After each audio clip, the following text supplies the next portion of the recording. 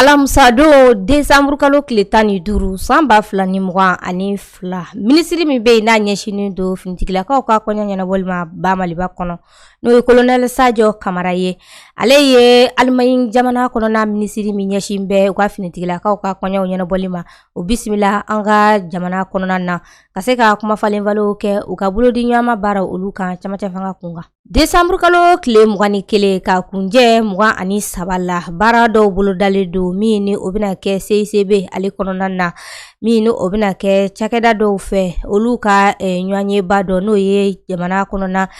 maaba minnu bɛ yen ni olu ka baaraw bɛnbɛn ka se ka ɲɛnajɛw ka olu labɛnw kɛ ani kunnafoni cariliko ɲuman o baara kɛbaw olu ka don kɛrɛnkɛrɛnnen don min ni o bɛna kɛ ni tile damadɔ kɔnɔ CICB ale kɔnɔna la. Bɛnɲɔgɔnya sɛbɛn min n'a bolonɔ bilala Algérie ni a bɛ fɔ a ma ko processus d'Alger o baara kɛbaw olu ye ɲɔgɔn ye kɛ min ni o kɛra arabadon décembre kalo tile 14 san 2022. Kunnafoni kumabaw ye ninnu ɲɛ ninnu bɛna lase aw ma sangani damadɔ Savoir Media kan ani Savoir FM 91.7 kan ka bɔ Kabala zone universitaire kɔnɔna na aw dangana don kibaru kɛnɛ kan. I n'a fɔ a lasera sisan da in na cogo min na min ye an ka minisiri ye sa n'a ɲɛsin bɛ finitigilakaw olu ka ko kɔɲɔw ɲɛnabɔliw ma o ye Alimaɲi jamana minisiri min ɲɛsin bɛ u ka finitigilaka ka kɔɲɔ ɲɛnabɔliw ma a ye o bisimila min n'a kɛra alamisa don décembre kalo tile 15 san 2022 ni baara ninnu kɔnɔnaw la sa a y'a yira k'a fɔ ɲɔgɔnye in kun ye min ye o de ye Alimaɲi jamana ɲɛmaw olu ye a yira ba Maliba ɲɛmaw la k'a fɔ camancɛ fanga in kɔnɔ ko u ka dɛmɛ ani u ka bolodi ɲɔgɔnma baara ko o na sabati ka ɲɛsin ba Maliba ɲɛmaw ma k'a fɔ camancɛ fanga kɔnɔna na ko u na kɔkɔrɔma don wa u ka dɛmɛ kan ka kɛ min ye u n'o ɲɛsin u ma u y'a yira fana k'a fɔ min ye u ka finitigilaka minnu ni olu bɛ an ka ba Maliba kɔnɔ yan MINUSMA ale kɔnɔna la ni o ye u ka finitigilaka maa 1500 bɔɲango ye o bɛ an ka jamana kɔnɔ yan nɔ ka se ka dɛmɛ don an ma lakanako sira olu fɛ u taara u ɲɛda o yɔrɔ kofɔlenw na u ka finitigilakaw la wa fana u y'a yira k'a fɔ u bɛ laɲini min kɛ jamana ɲɛmaw fɛ u ka minisiri ale ka ɲɛfɔw kɔnɔna la ne ye minisiri min ɲɛsin bɛ u ka finitigilakaw ka kɔɲɔ ɲɛnabɔli ma Christine Anel Labrèche a y'a yira k'a fɔ olu ka baaraw kɔnɔnaw la u bɛ min ɲini camancɛ fanga ɲɛmaw fɛ o de ye kungilenna min ni u bɛ u la ka se ka baaraw ko olu kunjɛko ɲuman n'o ye kalafili labɛnko ɲuman ye ka se k'o baaraw lawaleya ko u b'o ɲini k'a fɔ u ka o baaraw kɔni sabati a sabatikow la. Bɛnkan sɛbɛn min n'a bolonɔbilaw kɛra san 2015 waatiw kɔnɔnaw la ni o de ye accord d'Alger ye sa olu baarakɛbaw ni o de ye k'a fɔ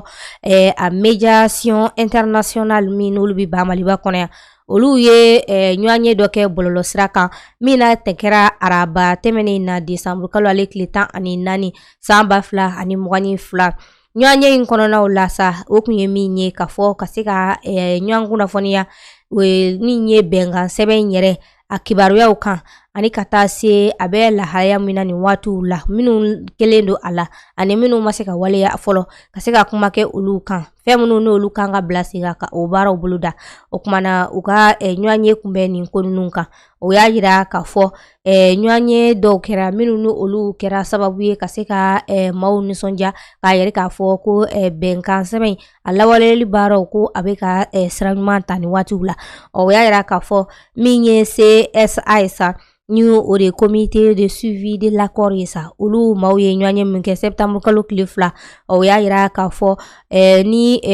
min ye ministère des affaires étrangères ni a ɲɛmaya kun bɛ ale bolo la ko kuma falenfalen min kɛra o kɔnɔ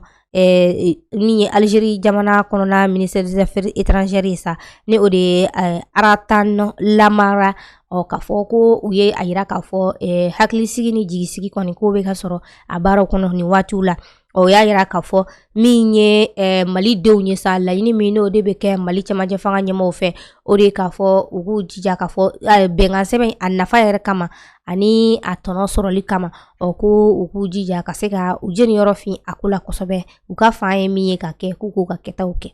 ɲɔanye ba dɔ bolodan bɛ yasa ka taa maaw ka baaraw dangenɛmaya maaw ye. O baara min n'a bolodalen don ka desanburu kalo tile 21 kɔnɔ ni a bɛ taa kunjɛ desanburu kalo tile 23 la san 2022 nin bɛna kɛ CICB ale kɔnɔna la ni o ye Bamakɔ kɔnɔna ɲɔanyeba yɔrɔ dɔ ye. A yirala k'a fɔ nin baara ninnu labɛnnen don maa minnu fɛ o de ye k'a fɔ cakɛla minnu bɛ yen ni a de Events Expo ani ka fara Bentili Communication olu ka bolodi ɲama baaraw don. O y'a yira k'a fɔ araba tɛmɛnen na desanburu kalo tile 14 san 2022 u ye ɲɔanye dɔw kɛ u ka cakɛyɔrɔ kɔnɔna na n'o ye Events Expo yɛrɛ kɔnɔna ye ka se ka kunnafonidilaw k'olu ladɔnniya a la k'a fɔ baara in a bɛna bila sen kan desanburu kalo tile 21 ka kunjɛ desanburu kalo ale tile 23 baara in yɛrɛ bɛ boli min kan o de ye k'a fɔ maa minnu ka baara bɛnbɛn ɲɛnajɛw ani ɲɔgɔn darajɛw olu labɛnniw ma ani ka taa se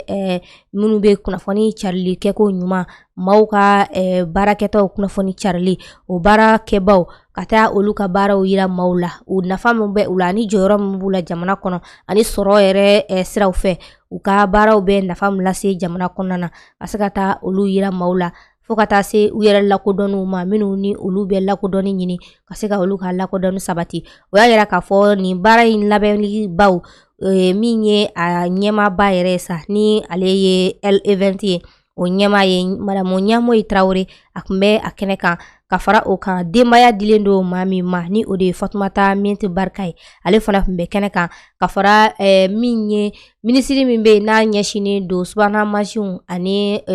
bɔlɔlɔsira baaraw sabatiliw ma ale ka lasigiden tun b'a kɛnɛ kan n'o ye Madamu Kadijatu Kone ye.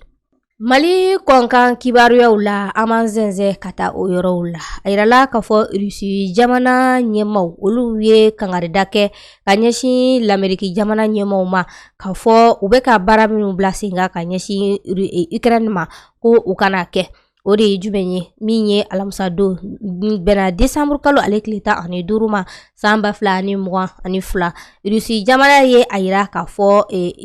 l'Amérique jamana la k'a fɔ u bɛ ka baara minnu kɛ nin waatiw la n'o de ye ka se ka dɛmɛ don Ukraine jamana ma ni olu bɛ u ka nɛgɛ mugu forota minnu kɛ u kan ko ka se ka olu kɔni k'u kunbɛn o kunbɛli kɛlɛkɛminɛnw ko u bɛ ka olu de ɲini ka di Ukraine ma ko u kana kɛ o kumana u y'o kangarida kɛ k'a sɔrɔ Washingtonkaw fɛ yen nɔ ni u ye l'Amérique jamana ninnu ka faabaw ye sa ko olu ka baaraw labɛnnen don nin waatiw la min ye k'a fɔ a bɛ waati jan bɔ Ukraine bɛ ka laɲini kɛ l'Amérique jamana fɛ k'a fɔ ko a ka na dɛmɛ don u ma yasa u bɛ u ka misili minnu fili u kan k'u ka se ka olu kunbɛn cogoya minnu na u ko o kɛlɛkɛminɛnw di u ma ko l'Amérique jamana kɔni bɛ labɛn na nin waati la ka o di Ukraine ma nka Rusi y'a yira k'a fɔ ko u kana o baara ninnu kɛ cogoya si la min ye kunnafoni kibaruya y'a yira k'a fɔ min ye Rusi jamana ye a bɛ kalo caman bɔ nin waati la Rusi jamana kɔni a bɛ ka bundeli kɔni kɛ Ukraine na kabi u ka jamana kɔnɔna na wa k'a kɛn bɛ sababu ye ka se ka kuranko gɛlɛya yɛrɛ ka o don u ka jamana kɔnɔ. Kuma minnu ni olu fɔra ka ɲɛsin Burkinakaw fɛ olu ka jamana kɔnɔna ma k'a fɔ min ye Ghana jamana ɲɛma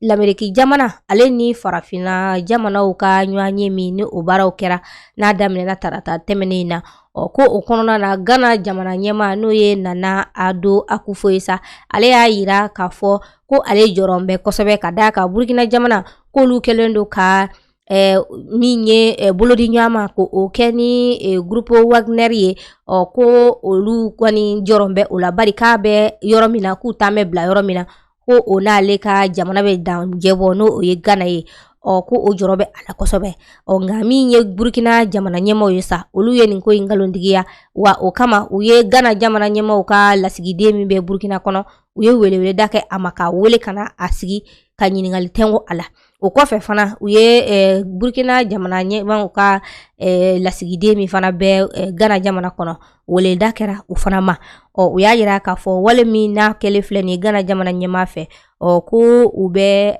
hakililajigiw kɛ k'a fɔ ko olu kɔni tɛna na jɛni ni jalakiw ye k'a da u kan. A yirala k'a fɔ farikolo ɲɛnajɛ ale kurafoniw kɔnɔnaw la k'a fɔ min ye championnat féminin de football ye n'o ye musolakaw olu ka ndolantan min ni o dalen don